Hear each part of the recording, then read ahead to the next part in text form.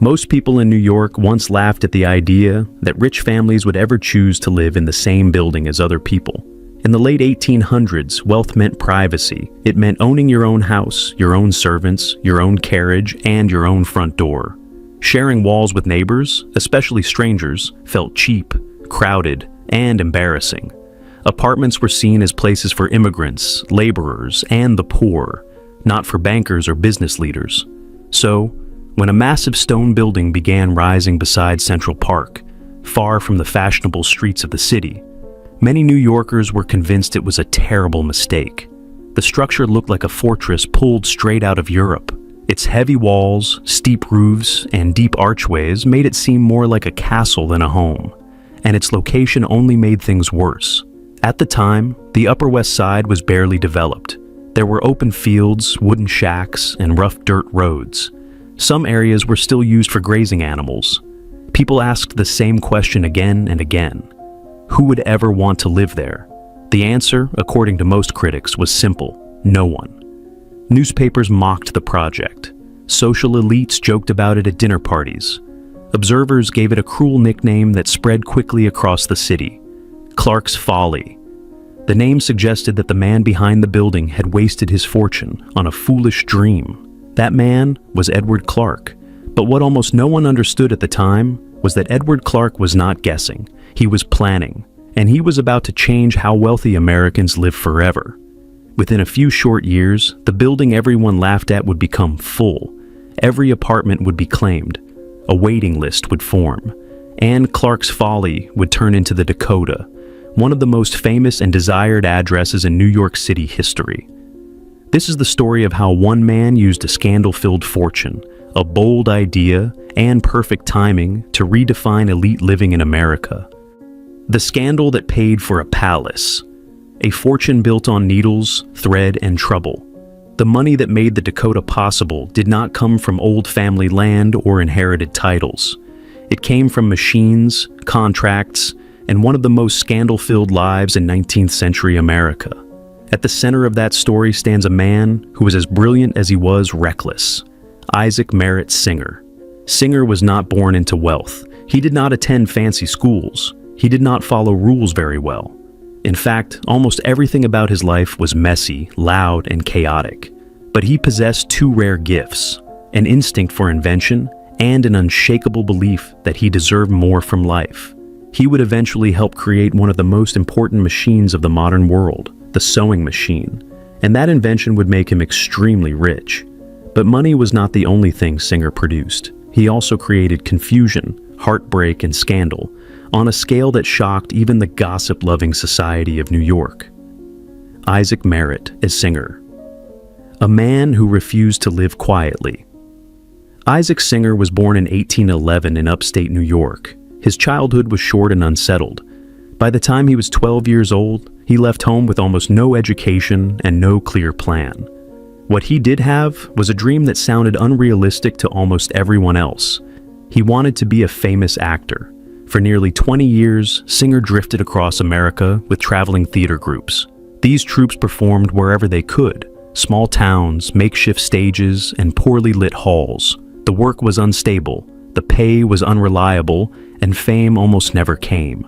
But during those years on the road, Singer learned something important about himself. He discovered that he was charming, convincing, and unusually good at talking people into believing his ideas. He also discovered something else. He had a sharp mechanical mind. When acting failed to provide steady money, Singer turned to odd jobs involving machinery. He fixed tools, he adjusted equipment, he tinkered constantly. And little by little, invention began to replace acting as his true calling. The sewing machine that changed everything. By 1850, Singer was working in a machine shop in Boston. One day, his employer asked him to repair a sewing machine made by another inventor. Sewing machines already existed, but they were clumsy, slow, and frustrating to use. Most of them could only sew in straight lines and often broke down. As Singer studied the machine, he realized something important. He believed he could design one that worked better. Instead of slowly fixing the original device, Singer started building a brand new version from scratch. According to later accounts, he worked almost non-stop, sometimes 18 to 20 hours a day, for less than 2 weeks. In just 11 days, he completed a prototype that would change history. This new machine could sew continuously, not just in short bursts. It could handle curves as easily as straight lines, and it was fast, astonishingly fast. A skilled operator could sew 900 stitches per minute, far beyond anything people had seen before. In August 1851, Singer received a patent. At that moment, a new industry was born, a genius who didn't understand money. Despite his invention, Singer was not prepared for business success.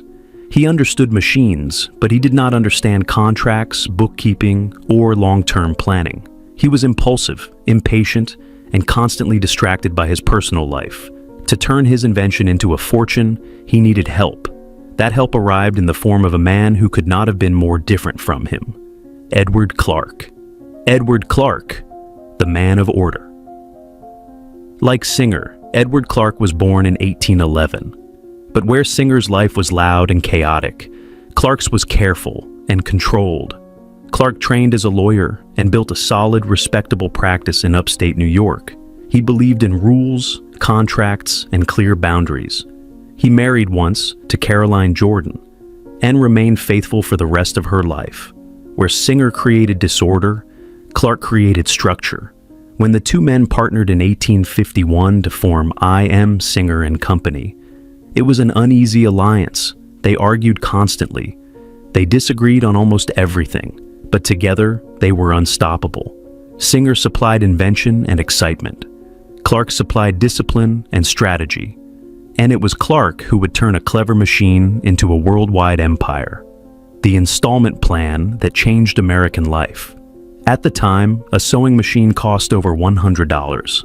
That may not sound extreme today, but in the 1850s, the average family earned only about $500 per year.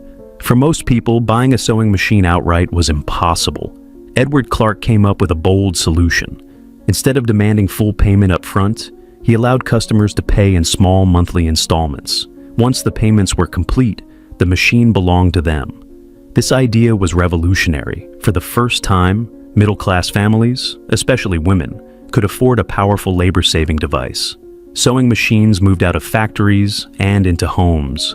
Sales exploded, profits soared. While Clark carefully expanded the business, Singer continued living without limits. The double life that finally collapsed. Behind the scenes, Isaac Singer's personal life was a disaster. He maintained multiple households at the same time, each believing they were his real family. He moved between them with shocking confidence, somehow keeping them unaware of one another for years. By most historical estimates, Singer fathered at least 24 children with 5 different women. One woman, Catherine Mariah Haley, was his legal wife and bore him 2 children before he abandoned her. Another woman, Mary Ann Sponsler, believed she was his wife and had 10 children with him. At the same time, Mary McGonigal had 5 children with Singer, using a false last name to hide the truth. There were others as well.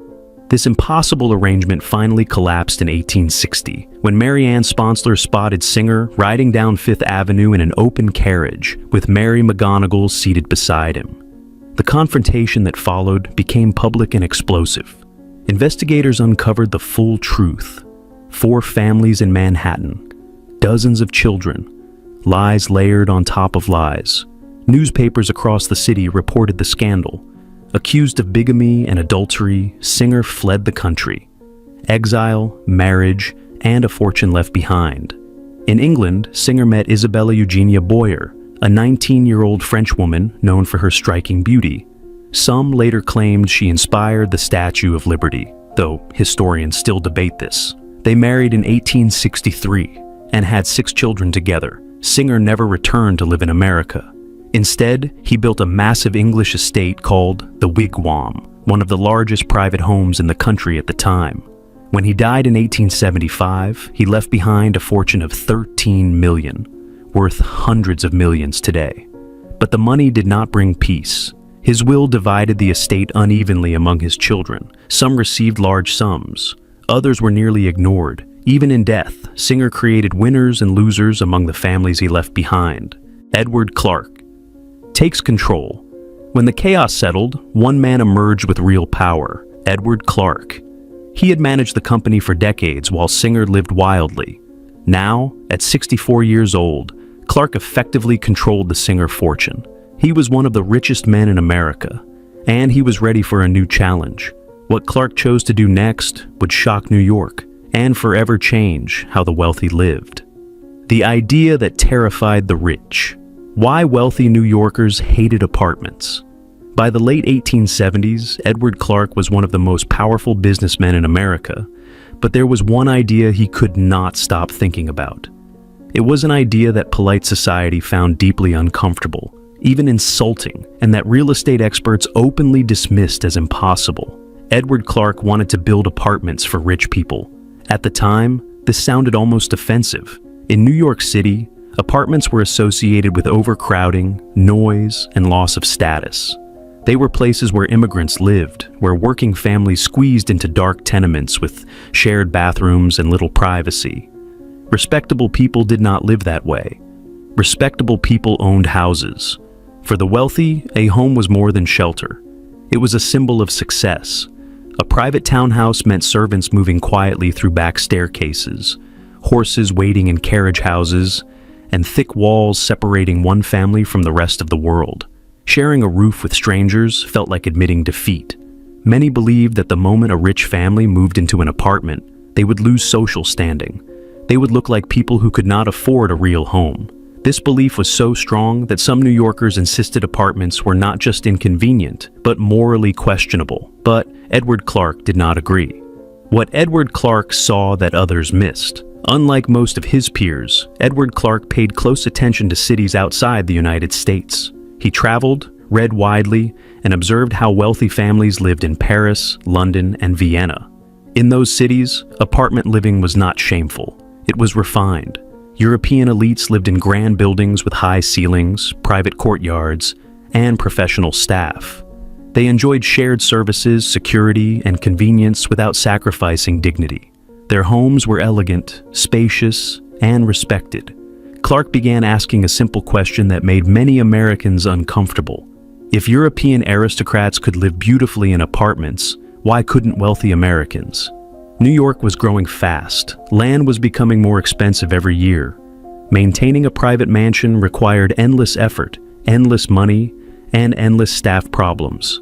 Servants quit. Roofs leaked. Boilers failed. Coal deliveries clogged streets. The work never stopped. Clark understood something important about wealth. Not everyone who could afford luxury actually wanted to manage it. He believed there was a quiet group of successful professionals, lawyers, bankers, merchants, who had money but did not want the headache of owning a large house. These people wanted comfort, privacy, and status, but they also wanted ease. Apartments, if done correctly, could offer all of that.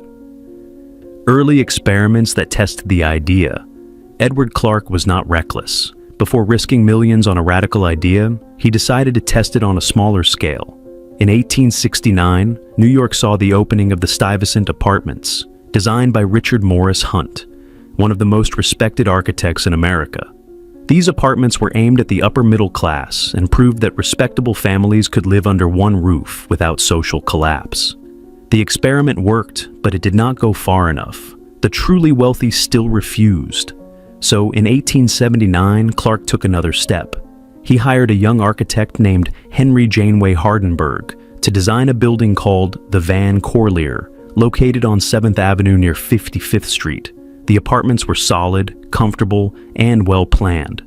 Construction cost about $8,000 per unit, and tenants moved in without scandal. The Van Corlear proved something crucial. Apartments could be quiet. Apartments could be dignified. Apartments could attract respectable residents. But Edward Clark wanted more than respectable. He wanted magnificent, choosing the worst location. On purpose. When Clark announced where he planned to build his next project, even his supporters were stunned. He chose the Upper West Side. At the time, this part of Manhattan was barely developed. Large areas were empty. Some plots were still used as small farms or grazing land. Wooden shacks stood scattered across rocky ground. Streets were poorly paved, and services were limited. Most wealthy New Yorkers live far to the east, near Fifth Avenue, close to shopping, clubs, and social life. The West Side was steeper, less polished, and considered inconvenient. Land was cheap because nobody wanted it. That was exactly why Edward Clark bought it. He selected a large plot at 72nd Street and 8th Avenue, later renamed Central Park West, covering more than 41,000 square feet. The site had advantages that critics refused to acknowledge. The street was wide. The land sat slightly elevated. Central Park lay directly across the road, offering open views and fresh air. Most important of all, transportation was coming. The 9th Avenue Elevated Railway had opened in 1879, creating a direct connection between the Upper West Side and downtown Manhattan. What once felt remote was becoming reachable. Clark understood that neighborhoods change quickly once transit arrives. He was not building for the present, he was building for the future. Clark's folly becomes a public joke. As construction plans became public, ridicule followed. People laughed openly at the idea of rich families traveling so far north. They mocked the building's size, its strange style, and its distance from society. Newspapers repeated the nickname Clark's Folly with growing confidence. Some joked that the building was so far from civilization, it might as well be in the American frontier. Others claimed no respectable woman would agree to live there. Edward Clark listened calmly and said very little. He had heard this kind of doubt before. The vision that changed everything. Clark's plan was not simply to build an apartment building. He wanted to build a palace divided into homes. Each residence would feel like a private mansion, complete with large rooms, fireplaces, servants' quarters, and multiple entrances. Maintenance would be handled by professional staff. Heating, lighting, and security would be centralized. Residents would enjoy luxury without constant responsibility. In December 1879, Clark explained his idea publicly, saying that very few people were princely enough to want an entire palace to themselves. Many successful individuals, he believed, would gladly trade ownership for comfort as long as their pride was respected. This was the heart of his gamble. If he built something grand enough, apartment living would not feel like a compromise. It would feel like an upgrade, the moment of no return. By 1880, Edward Clark was nearing 70 years old. He was already rich beyond necessity. He did not need to prove anything. Yet he chose to risk his reputation on one final project. He hired Henry Janeway Hardenberg again and gave him clear instructions. Spare no expense. Make it unforgettable. Build something no one can ignore. Construction began in October 1880. With a budget of nearly $2 million, enormous sum at the time. Each apartment would cost around $25,000 to build, more than 3 times what Clark had spent on his earlier project. As the massive structure began rising from empty land, skeptics continued to laugh. But Edward Clark had already placed his bet. The architect who turned a dream into stone. The young designer trusted with an impossible task. When Edward Clark decided to move forward with his bold experiment, he placed his trust in a man who was still early in his career, but already showing signs of greatness. Henry Janeway Hardenberg. At just 33 years old, Hardenberg was given an assignment that could define or destroy his reputation. He was asked to design a building that would convince America's wealthiest families to abandon private mansions and move into apartments without feeling diminished in status. This was not a simple architectural challenge. It was a social one. The building had to be beautiful enough to command respect, strong enough to suggest permanence, and complex enough to offer privacy within a shared structure. Above all, it had to feel safe, exclusive, and important. If the Dakota looked ordinary, it would fail.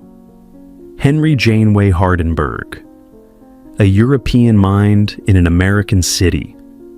Hardenberg was born in 1847 in New Brunswick, New Jersey, into a family of Dutch descent.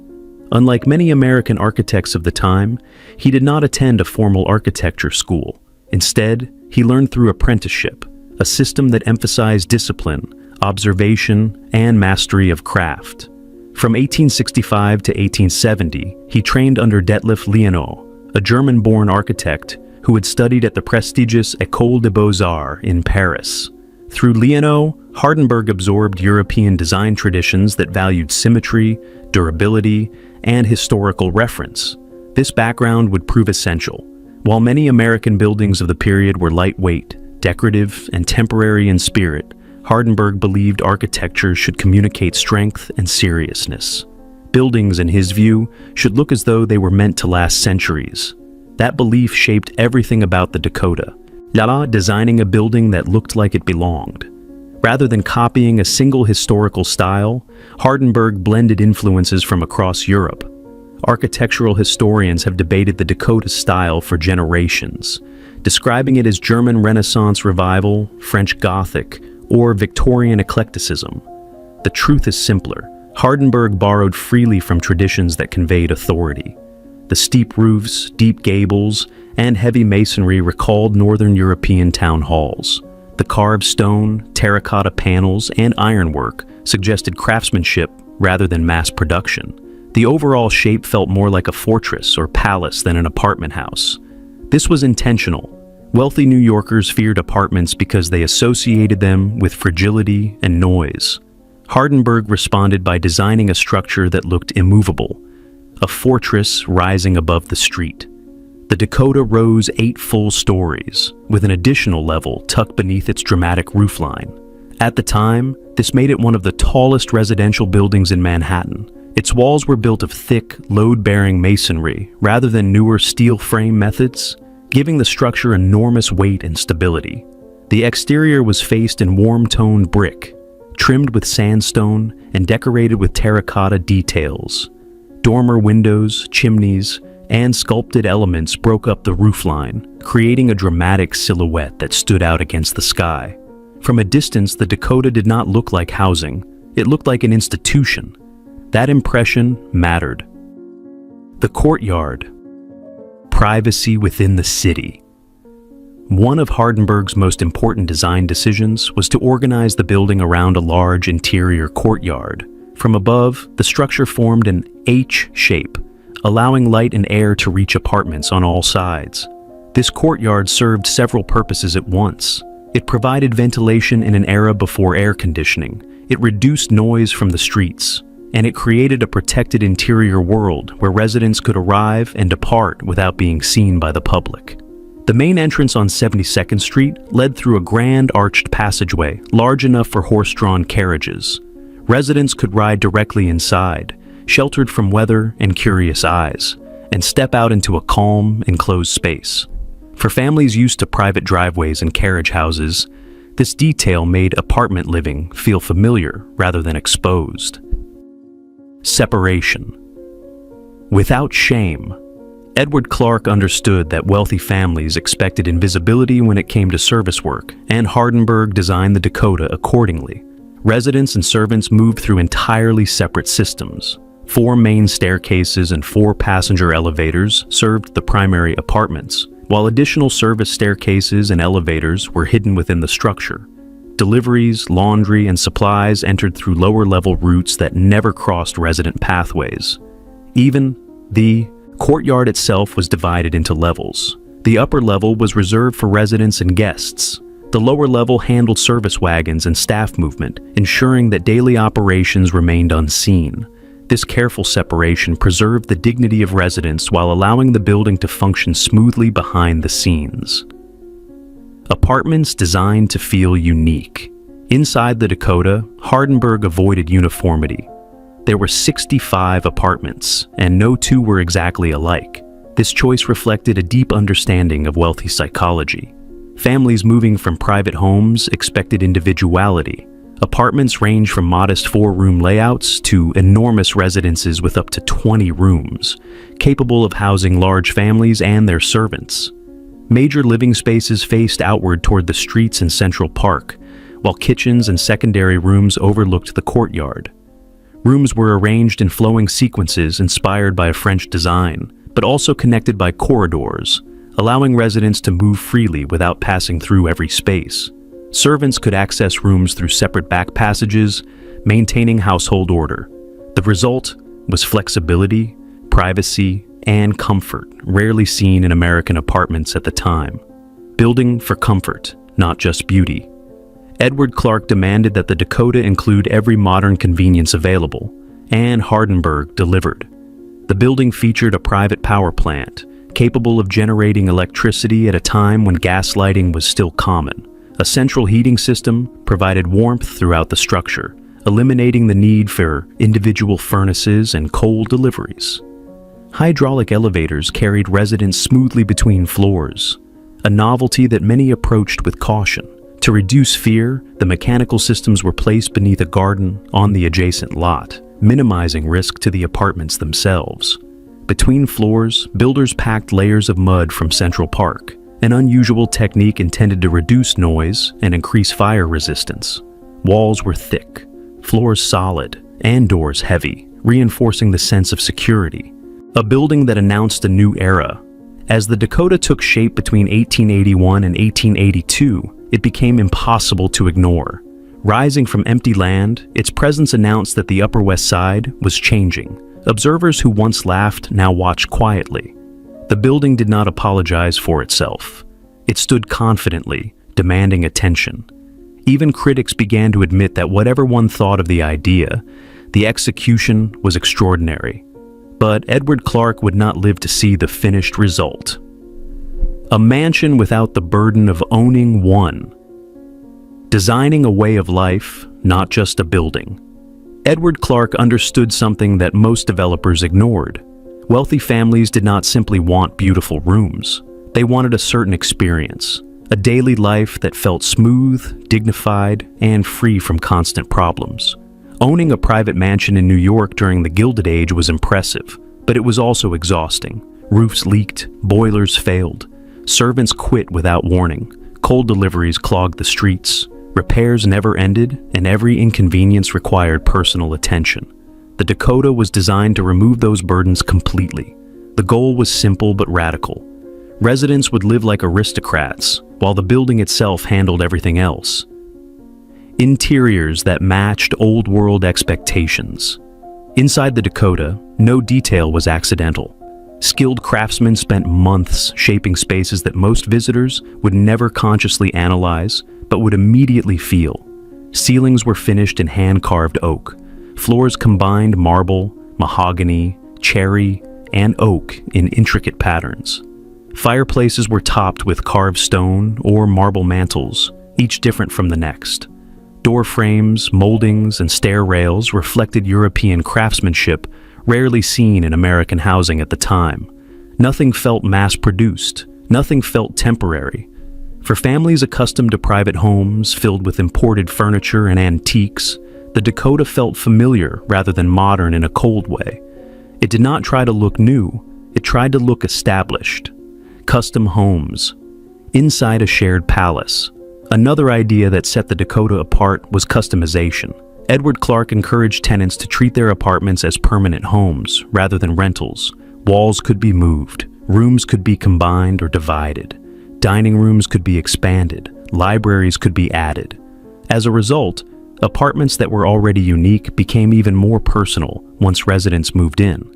This flexibility helped wealthy families transition away from townhouses without feeling like they had downsized. Their homes still reflected personal taste, family traditions, and long-term plans. Even Clark's own apartment was meant to be extraordinary. Stories circulated that he requested floors inlaid with sterling silver, a detail so extravagant that historians still debate whether it was ever installed. Whether true or not, the rumor captured the spirit of the project. The dining room. That changed everything. The Dakota's most revolutionary feature was not inside the apartments themselves, it was what surrounded them. On the ground floor, Clark created a communal dining facility designed to rival New York's finest restaurants. This was not an afterthought.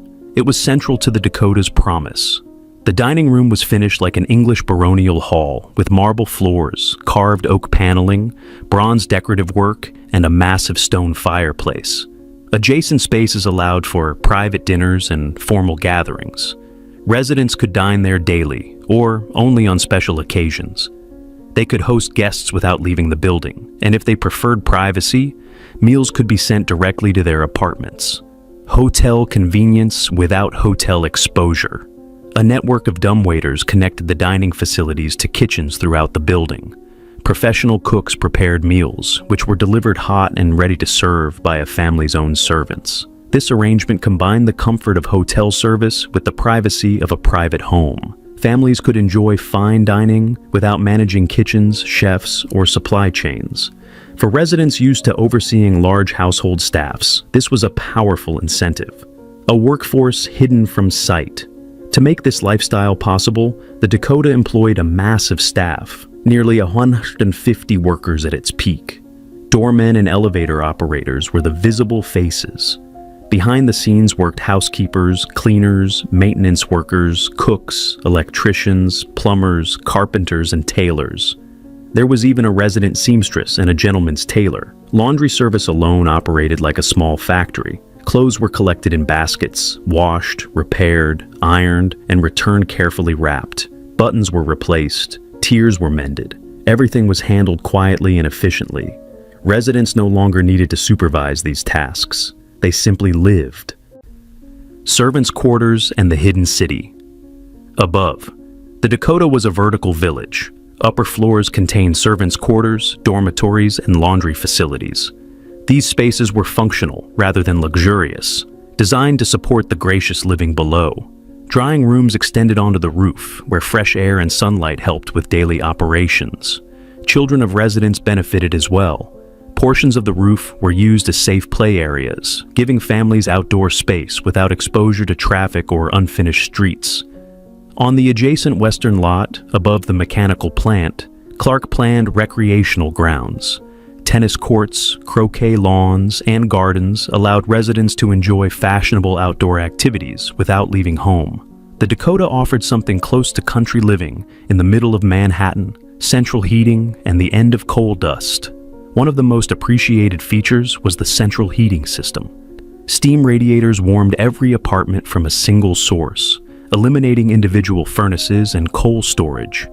Residents no longer dealt with soot, ash, or freezing mornings caused by failed boilers. Winters became manageable without constant attention. Maintenance staff monitored systems continuously, fixing problems before residents even noticed them. A machine built for gracious living. The Dakota functioned less like an apartment building and more like a finely tuned machine. Every inconvenience of ownership had been anticipated and removed. Repairs were handled professionally. Grounds were maintained. Interiors were polished, oiled, waxed, and cleaned regularly. Residents paid their rent and lived well. For families comparing life in a townhouse to life in the Dakota, the decision became easier. The same money that barely sustained a private home could now buy comfort, ease, and prestige without exhaustion. This was Edward Clark's true achievement. He had not merely built apartments, he had built a new way of living. But just as the Dakota neared completion, tragedy struck. Edward Clark would never see his vision fully realized. The man who never walked through his own doors, a vision completed without its creator. As the Dakota rose higher above the streets of the Upper West Side, Edward Clark followed its progress from a distance. He had approved the plans, defended the idea, paid the bills, and trusted the people he hired. By the early 1880s, the walls were standing, the roofline was taking shape, and the massive structure already dominated the neighborhood. From the outside, it was clear that the gamble was no longer imaginary. The building was real, solid, and impossible to ignore.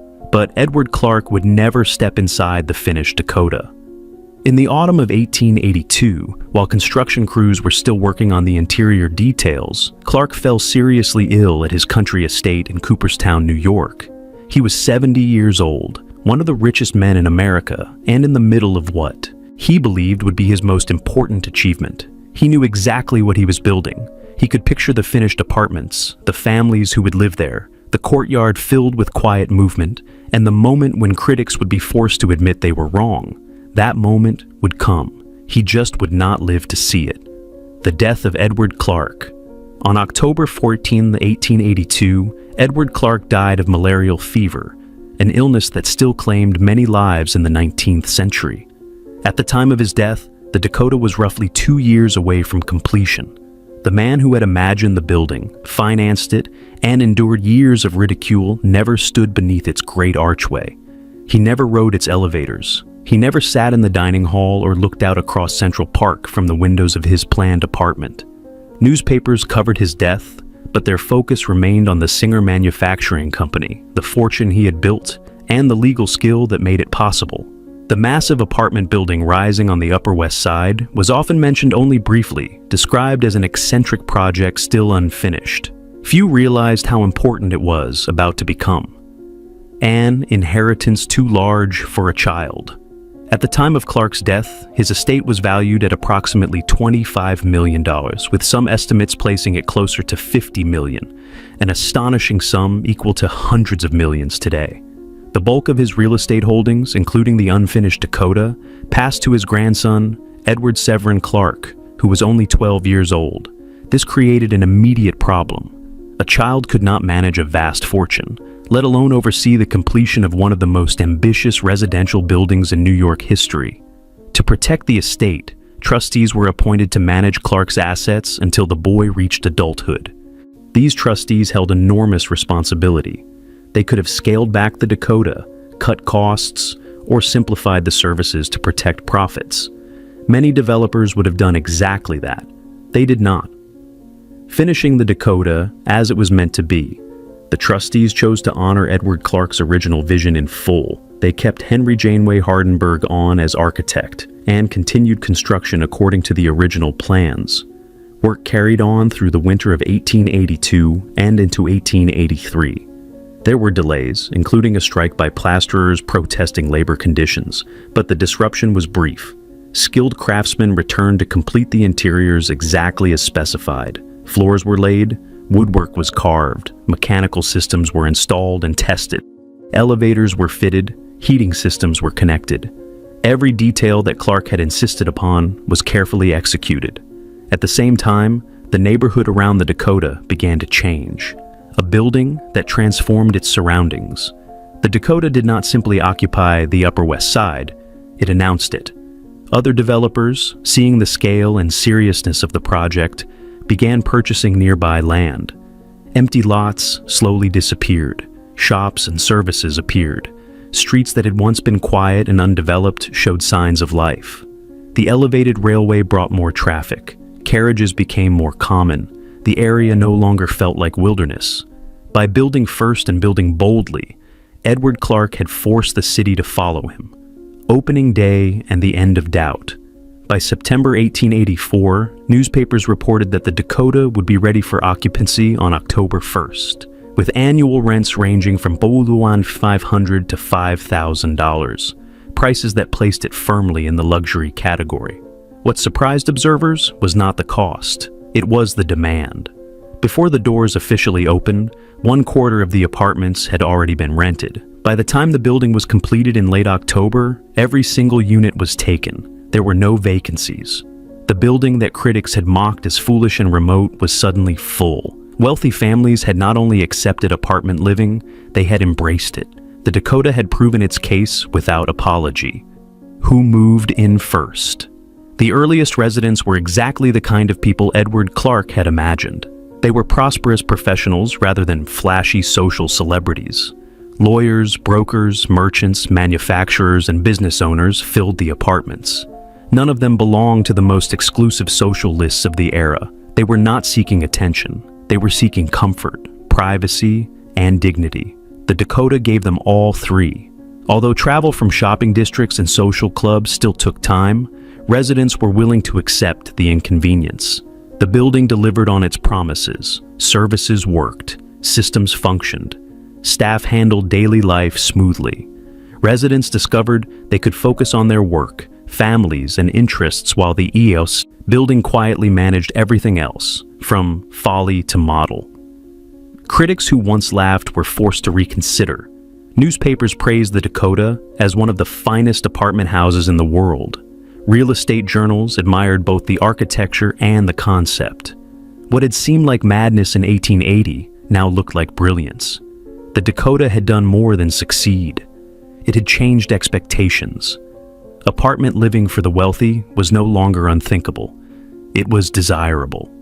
The man who was already a memory. Inside the building, Edward Clark's presence lingered quietly. His portrait reportedly hung somewhere within the structure. Residents walked through spaces he had imagined, lived with comforts he had demanded, and enjoyed a way of life he had created. Many of them never met him. Few fully understood how much resistance he had faced, or how bold his idea had been. But the Dakota stood as proof that he had been right. Edward Clark had believed in something before it existed. He trusted others to finish what he started.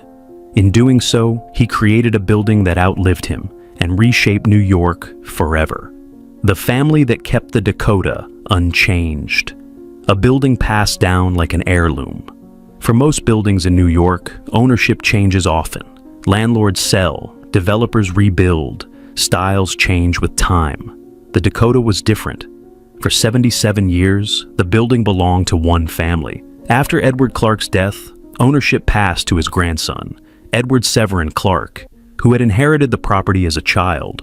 Until he came of age, trustees managed the Dakota, keeping it exactly as his grandfather had planned. By the time Edward Severin Clark took control in the early 1890s, the building no longer needed defending. The experiment had worked. The apartments were full. A waiting list existed. The Upper West Side had become desirable. The skeptics were silent. The Edward Severin Clark, a quiet guardian. Unlike his grandfather, Edward Severin Clark did not seek attention. He had been born into enormous wealth, not just from the Dakota, but from the continuing success of the Singer Manufacturing Company. Money was never his concern. Because of this independence, he did something unusual. He did not try to squeeze profit from the Dakota. Rents remained surprisingly low compared to similar properties. Increases were rare. Long-term tenants often paid the same rates for decades. Families stayed, grew, and sometimes passed apartments down to their children. The Dakota became less like a business and more like a community. Between 1884 and 1929, the building reportedly never had a single vacancy. For nearly half a century, every apartment was occupied at all times. This kind of stability was unheard of in New York real estate. A cultural address, not a social one. From the beginning, the Dakota attracted a particular type of resident. They were wealthy, but not flashy. They valued privacy, culture, and intellectual life more than society gossip. Members of the Steinway family, famous for their pianos, lived in the building. Their presence helped establish a pattern. The Dakota attracted people who loved music, art, and ideas. It was elegant without being rigid, respectable without being cold. Children grew up in the corridors. Neighbors knew one another. The building developed the feeling of a small village hidden inside a fortress.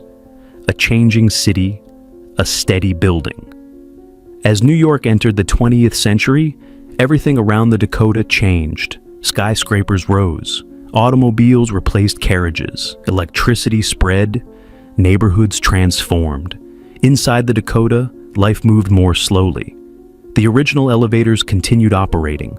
The courtyard remained calm and enclosed. Services were adjusted gradually, not dramatically.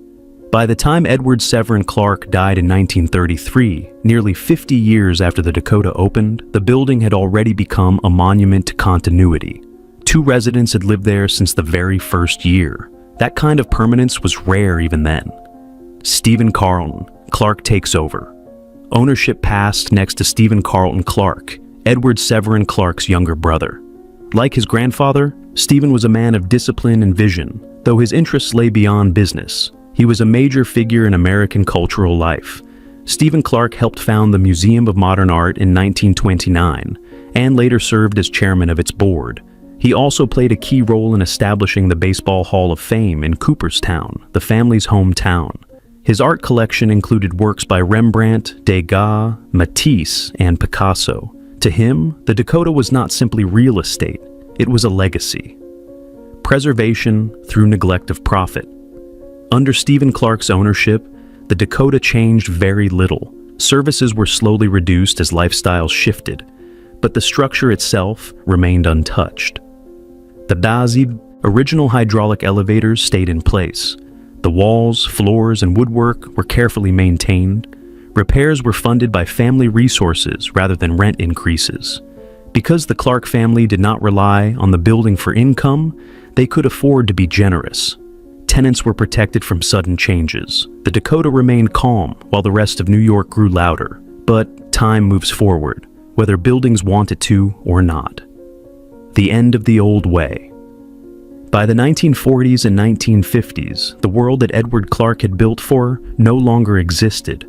Live-in servants became rare. Families no longer wanted communal dining rooms. Laundry services and tailoring disappeared. The Grand Dining Hall closed after World War II, having never turned a profit. Upper-floor servants' quarters were converted into apartments. Staff numbers dropped dramatically. The Dakota adapted, but carefully. It remained elegant, even as it became simpler. A question that made residents nervous. Stephen Carlton Clark never lived in the Dakota. He owned a townhouse across Central Park and treated the building as one of many responsibilities. As he aged, residents began to worry. What would happen when he died? Would the family sell? Would a developer tear it down? Would the Dakota survive a changing city that no longer respected old buildings? Tenants tried to read signs. They invited Stephen Clark to dinners. They sent holiday gifts. They searched for reassurance. They received none. The will that changed everything. When Stephen Carlton Clark died on September 17, 1960, his will shocked everyone. He did not leave the Dakota to his heirs. He left it to the Clark Foundation, a charitable organization he had created to support causes in Cooperstown. At first, this seemed acceptable. A foundation sounded stable and responsible. But there was a problem, one that would soon place the Dakota in mortal danger. Under New York state law, charitable foundations were not allowed to own properties that did not generate profit. And the Dakota, for all its prestige, had never been run for profit. Rents were low, services had been expensive, the building barely broke even, the foundation had no choice. The threat no one expected. In early 1961, the Clark Foundation accepted an offer of $4.5 million from a real estate developer. The plan was simple and devastating. The Dakota would be demolished. In its place would rise a modern apartment tower of steel and glass, efficient and profitable, like so many others. After 77 years of careful family stewardship, the building faced extinction. The residents had no idea what was coming, but they were about to find out. The weekend that decided the Dakota's fate, the phone call, that changed everything. On a cold Friday afternoon in December 1960, Ernest A. Gross was sitting in his Wall Street office, finishing the kind of paperwork he had handled for decades. He was an international lawyer, a respected figure who had served as a delegate to the United Nations 3 times. He was used to difficult conversations, but nothing prepared him for the phone call he received that day. The voice on the other end belonged to William Zeckendorf, the most powerful real estate developer in New York City. His reputation was legendary. When Zeckendorf bought land, buildings disappeared, towers rose, neighborhoods changed overnight. Without hesitation, Zeckendorf introduced himself plainly. "I am your new landlord," he said. In that single sentence, Ernest Gross understood the danger. Buildings like the Dakota were exactly the kind of structures developers targeted. They occupied valuable land but produced relatively little profit. In a city racing upward, they were seen as inefficient. According to Zeckendorf, the Clark Foundation had already agreed in principle to sell. He claimed he had made an offer of $4.5 million, with a deadline set for Monday at noon. That gave the tenants less than 3 days. The meeting that exploded into chaos. Gross immediately contacted his neighbor, Charles Douglas Jackson, known to everyone as C.D. Jackson. Jackson was a senior executive at Time Inc., but his experience went far beyond publishing. During World War II, he had worked in psychological warfare for the Allied forces, and later served as a special assistant to President Eisenhower. If anyone knew how to organize under pressure, it was C.D. Jackson. Together, they called an emergency meeting of the Dakota's residents. The gathering took place in the old dining room, the same grand space where families once dined under carved oak ceilings. That evening, the room filled with fear, anger, and disbelief. Some tenants had lived in the building for more than 50 years. They had raised children there. They had expected to die there. Now they were being told they might be forced out within months. Voices rose. People shouted. Others cried openly. The calm dignity that usually defined the Dakota vanished. Faces of fear and desperation. Among those present was Judy Holliday, the Academy Award-winning actress known for Born Yesterday. She sat quietly, tears streaming down her face. Recently diagnosed with terminal cancer, she wanted only one thing: to remain in the home she loved for the time she had left. Another figure stood out even more.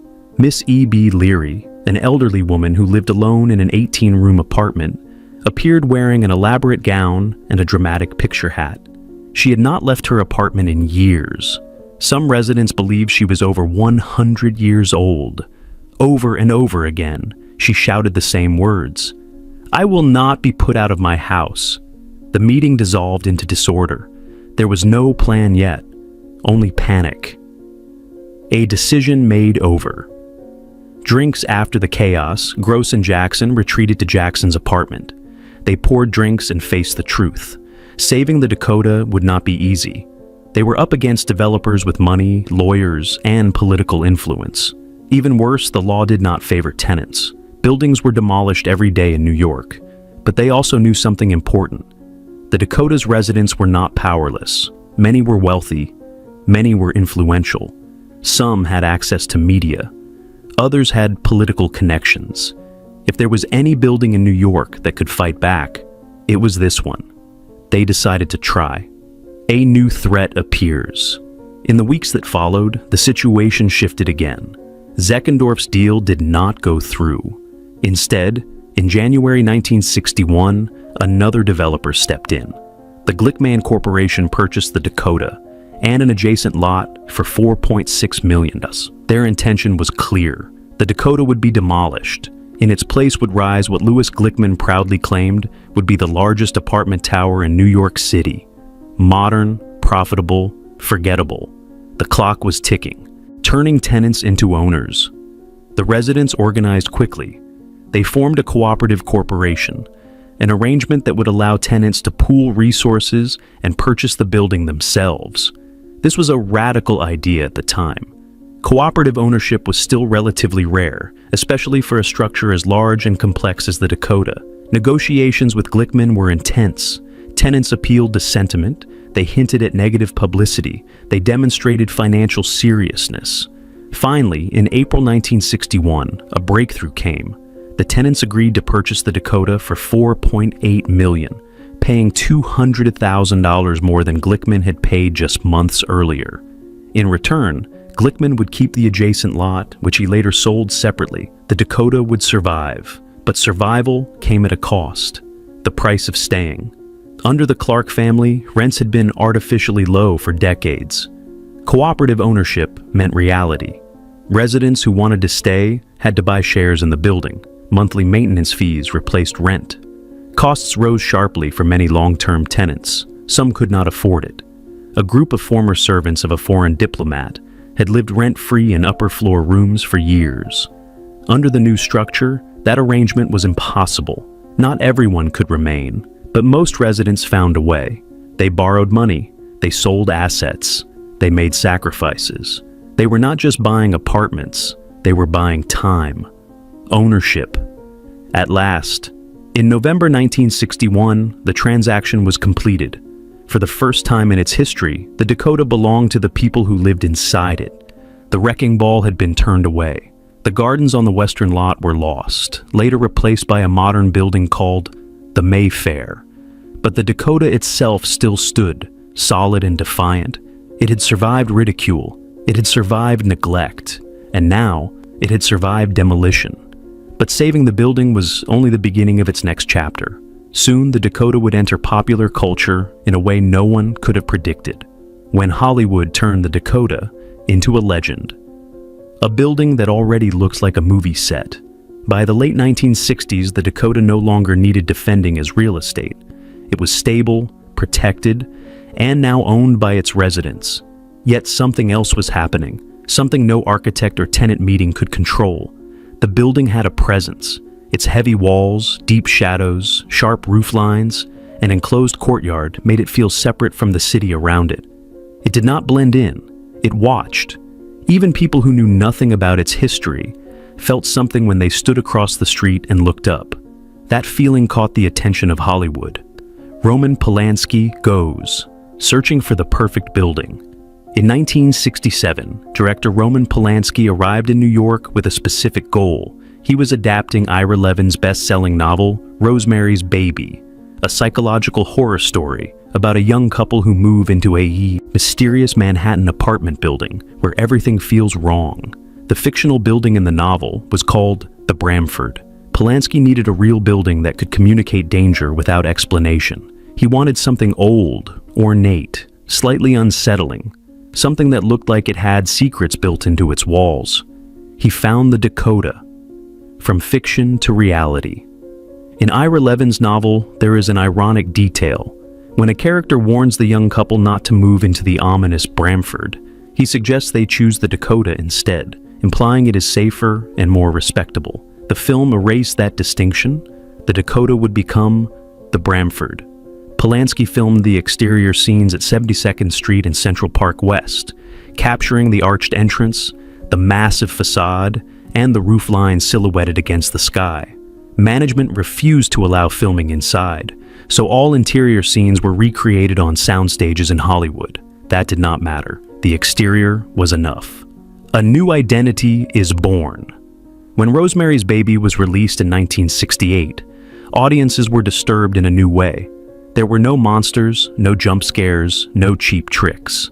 The fear came slowly from atmosphere, paranoia, and the sense that evil could hide behind polite smiles and elegant architecture. The Dakota became part of that fear. Millions of viewers around the world now associated the building with dark hallways, whispered conspiracies, and unseen danger. The massive archway was no longer just an entrance. It was a threshold between safety and something unknown. The film was a huge success, earning more than $30 million and receiving critical praise. Ruth Gordon won an Academy Award for her performance as the cheerful but terrifying neighbor, Minnie Castevet.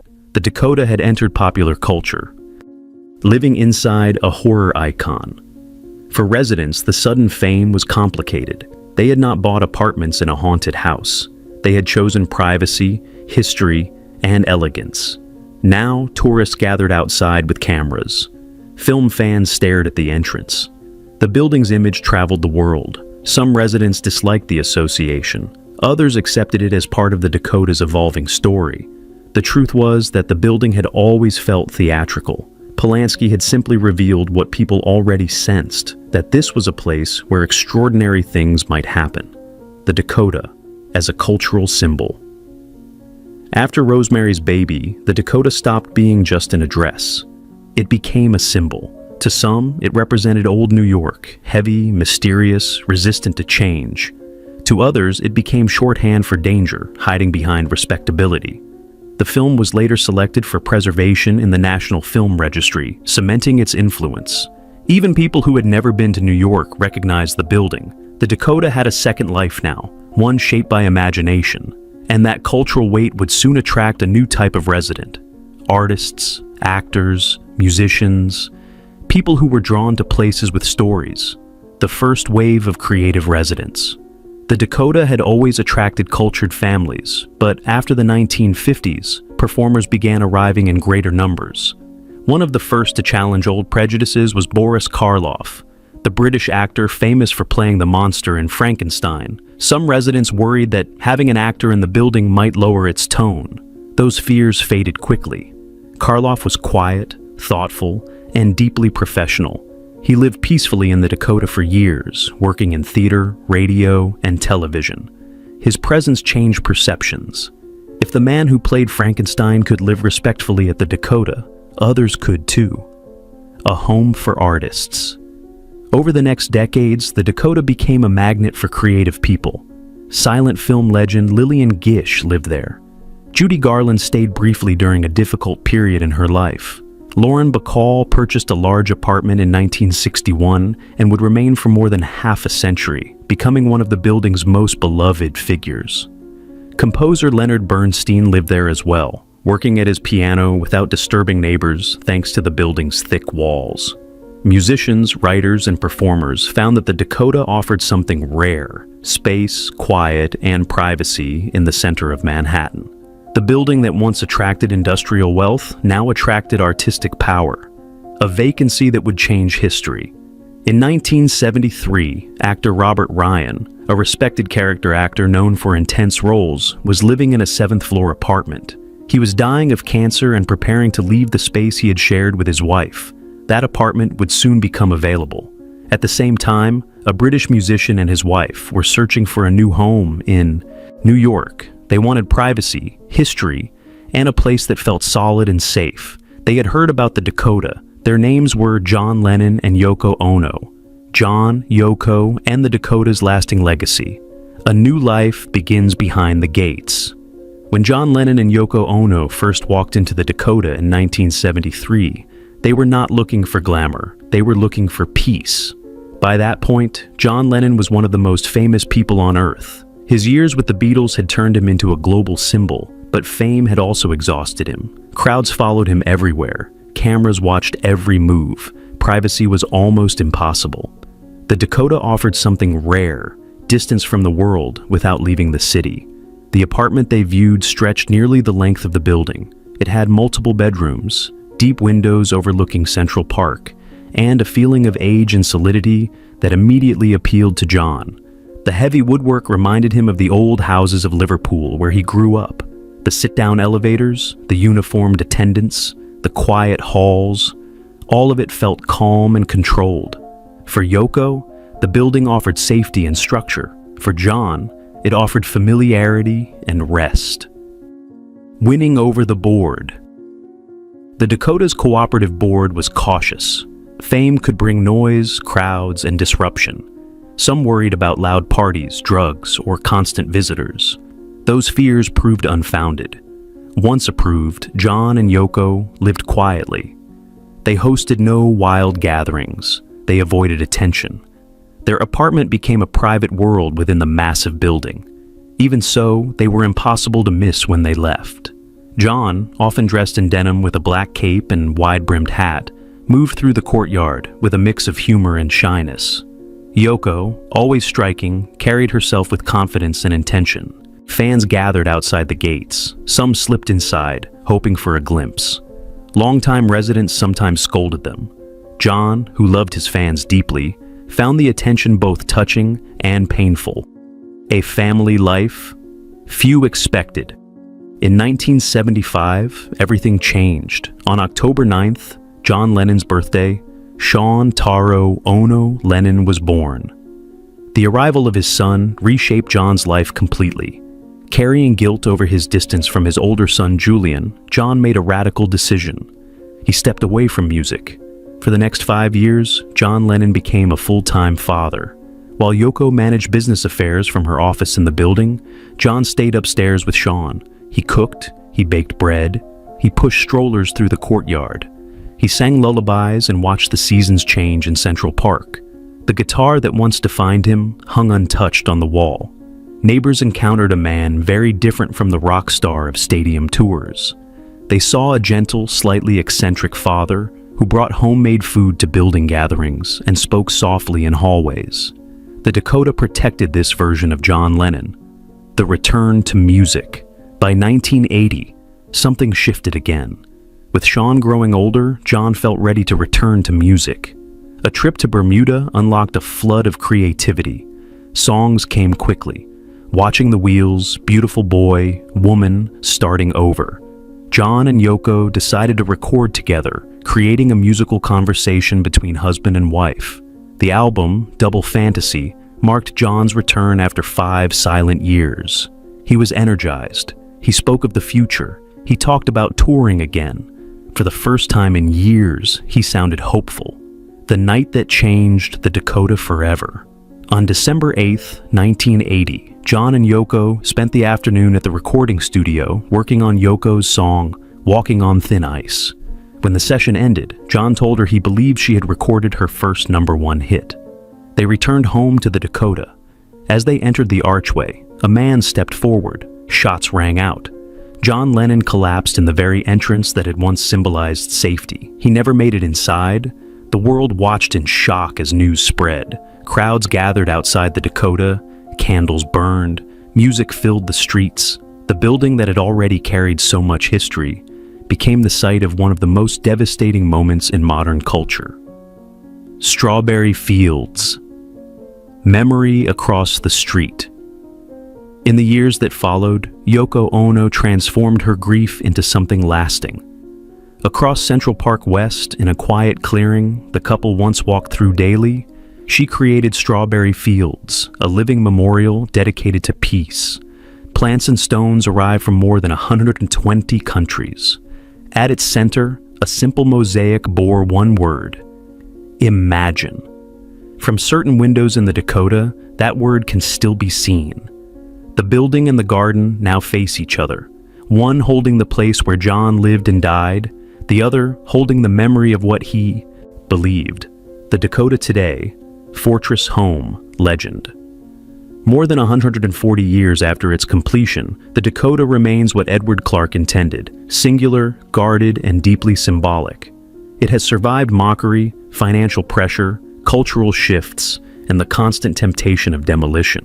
It has been protected by families, tenants, artists, and residents who understood that some places matter beyond profit. Apartments now sell for tens of millions of dollars. Maintenance fees reach staggering sums. Entry is controlled by one of the strictest cooperative boards in the city. Many famous names have been rejected, not for lack of money, but for lack of fit. The Dakota values discretion above all else. What the Dakota represents. To some, the Dakota is a Gilded Age dream made permanent. To others, it is a Hollywood icon, forever tied to Rosemary's Baby. To millions, it is John Lennon's last home. But beyond all of that, the Dakota is a reminder of what happens when one person refuses to accept the limits of their time. Edward Clark believed the wealthy could live differently. He believed comfort did not require isolation. He believed architecture could change behavior. He was right. The gates still open. The courtyard still shelters quiet lives. The apartments, no two alike, still hold stories layered over generations. The Dakota endures, not as a museum, but as a living place. A building once laughed at. A building once nearly destroyed. A building that became part of New York's soul. And somewhere between stone walls and iron gates, between memory and silence, Edward Clark's vision still lives on.